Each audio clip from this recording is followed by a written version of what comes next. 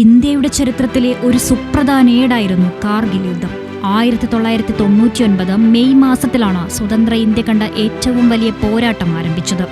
ദ്രാസിൽ മഞ്ഞിന്റെ മറവിലൂടെ നുഴഞ്ഞുകയറിയ പാകിസ്ഥാൻ സൈന്യത്തെ ആടിനെ മേയ്ക്കാനെത്തിയ താഷി നഗ്യാൻ എന്ന ആട്ടിടയനാണ് കണ്ടെത്തിയത്.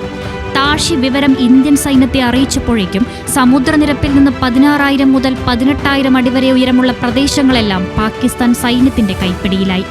തന്ത്രപ്രധാന മേഖലയായ ടൈഗർ ഹില്ലിലടക്കം പാകിസ്ഥാൻ സൈന്യമെത്തി. പിന്നീട് കണ്ടത് അതിശക്തമായ പോരാട്ടമായിരുന്നു. ജൂലൈ 8 ടൈഗർ ഹിൽ തിരിച്ചുപിടിക്കാനായതാണ് കാർഗിലിൽ വിജയം നേടാൻ ഇന്ത്യക്ക് സഹായകരമായത്. ജൂലൈ 14 പാകിസ്ഥാനുമേൽ ഇന്ത്യ വിജയം നേടിയതായി അന്നത്തെ പ്രധാനമന്ത്രി അടൽ ബിഹാരി വാജ്പേയി പ്രഖ്യാപിച്ചു.